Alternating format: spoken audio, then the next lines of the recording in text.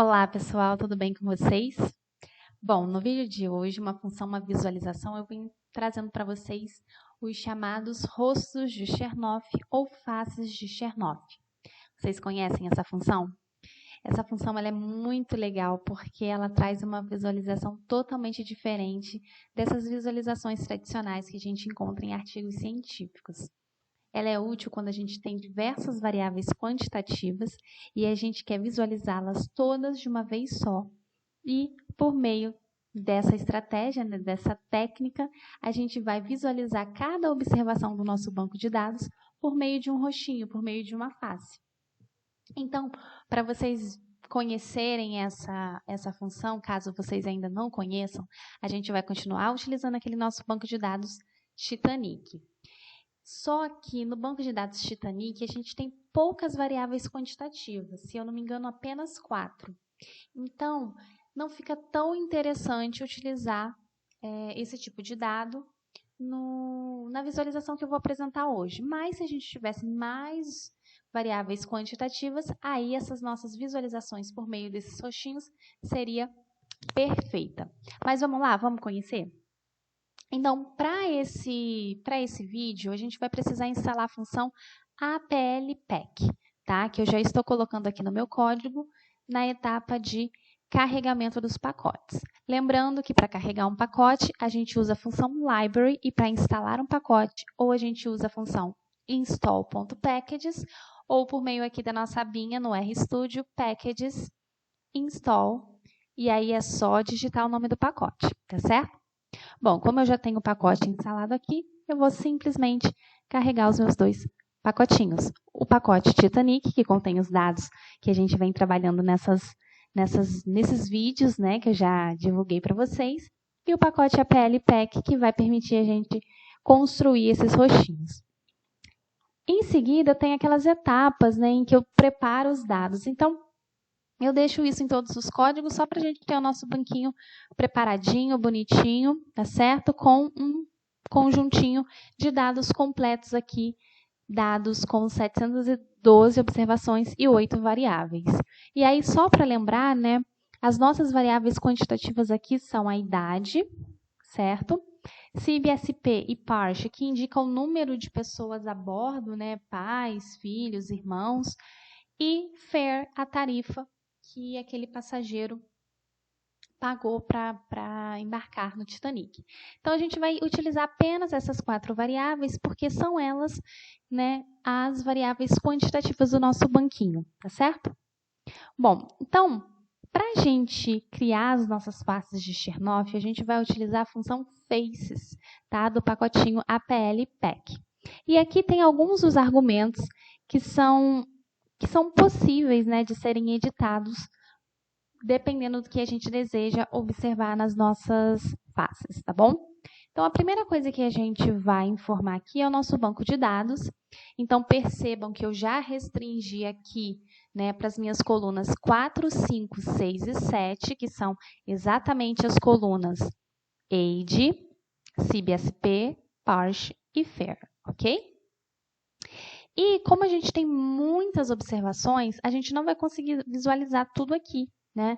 Esse espaço aqui, ele não vai ser suficiente. Então, também, né, às vezes é interessante utilizar esse tipo de visualização quando a gente tem poucas observações, mas muitas variáveis quantitativas, tá certo?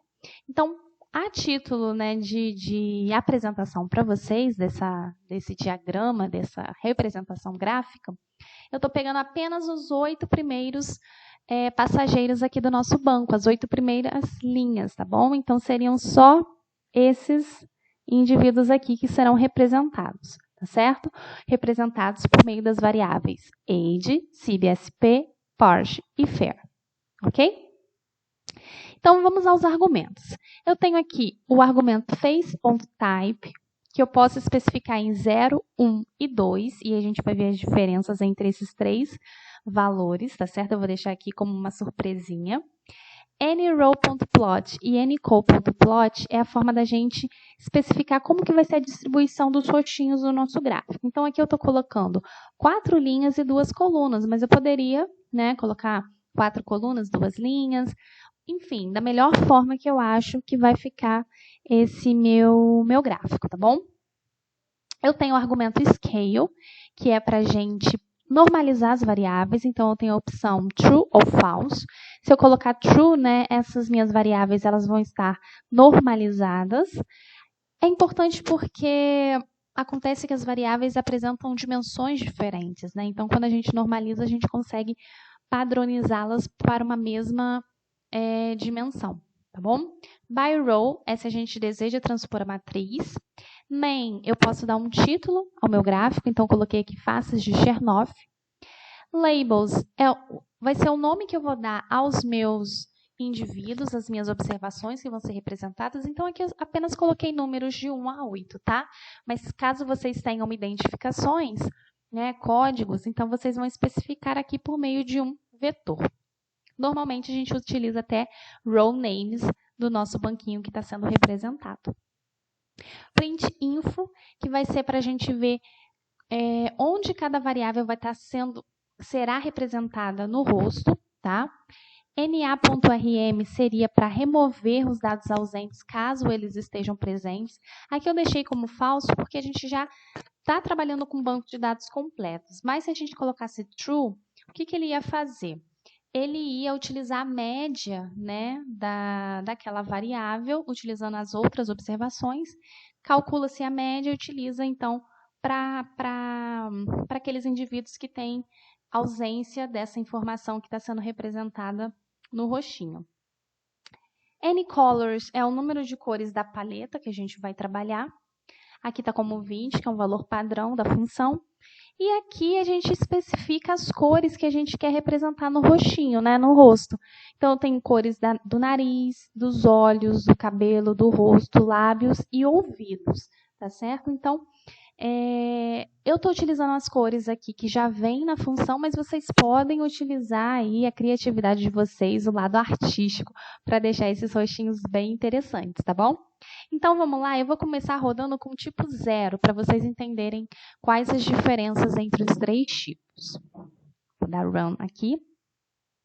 E olha que bacana, gente. Então, cada um daqueles 8 indivíduos do nosso banquinho está sendo representado por um rosto.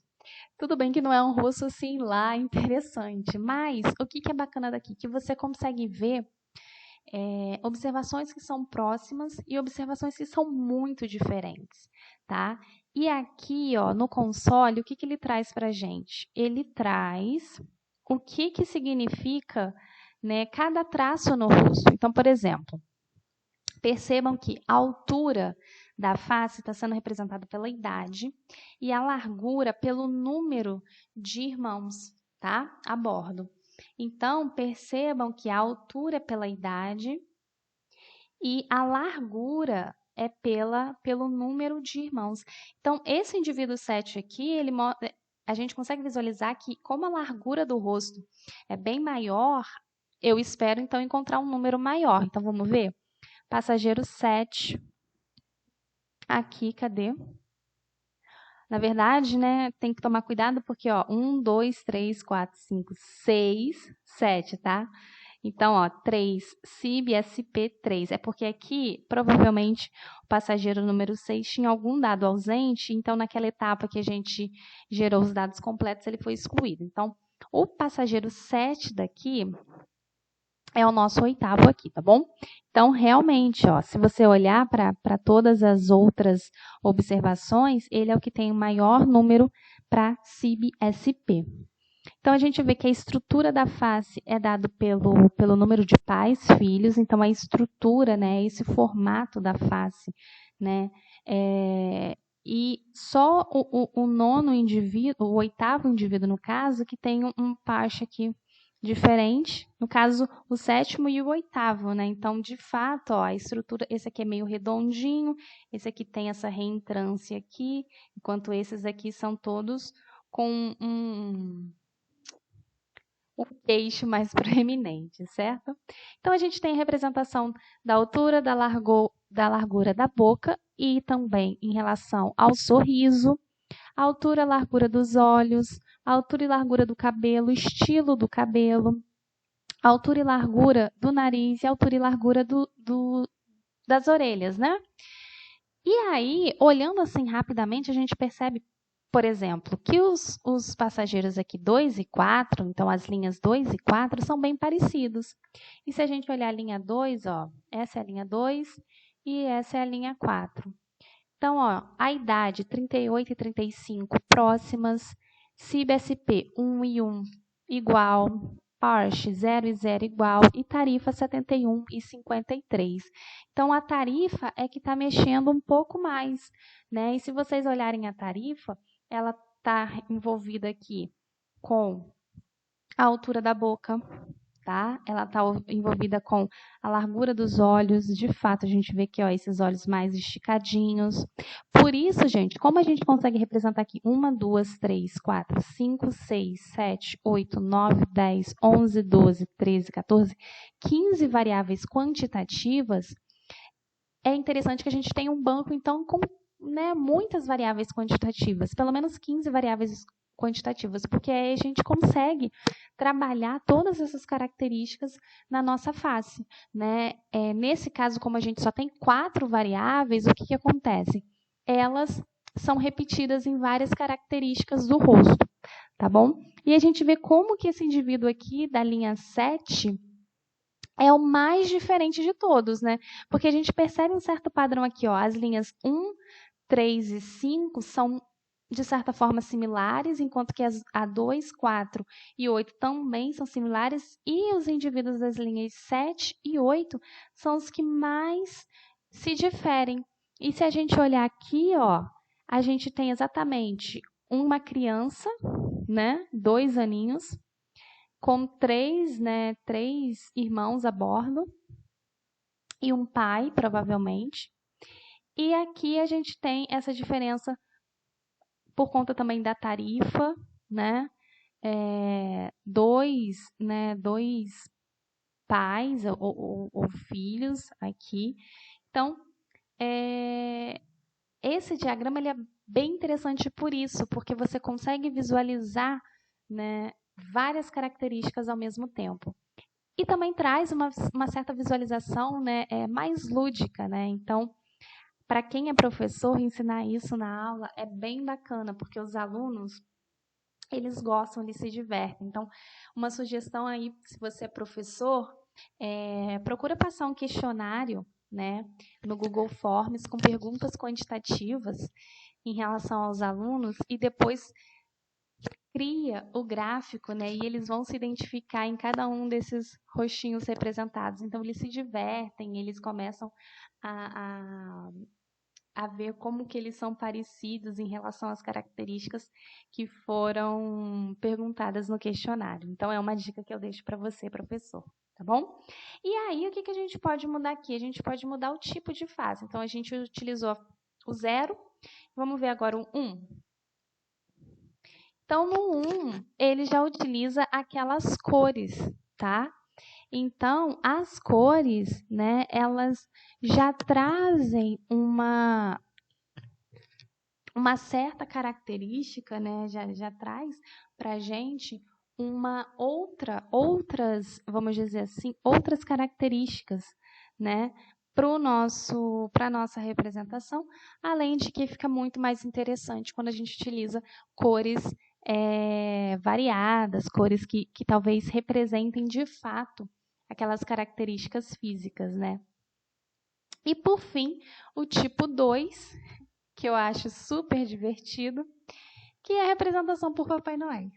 Mas eu acho muito interessante essa representação e os alunos adoram, tá certo, gente? Então, e aí vocês podem brincar com esses argumentos em relação ao objetivo do trabalho de vocês. Não é uma forma de visualização que a gente encontra nos artigos científicos, mas eu acho que é uma forma de visualização que talvez possa ser atrativa para determinados relatórios, determinadas publicações menos formais. Tá certo, gente? Então é isso, espero que vocês tenham aproveitado esse vídeo. Divirtam-se aí com as faces de Chernoff. E é isso, pessoal. Muito obrigada pela atenção e até semana que vem. Tchau!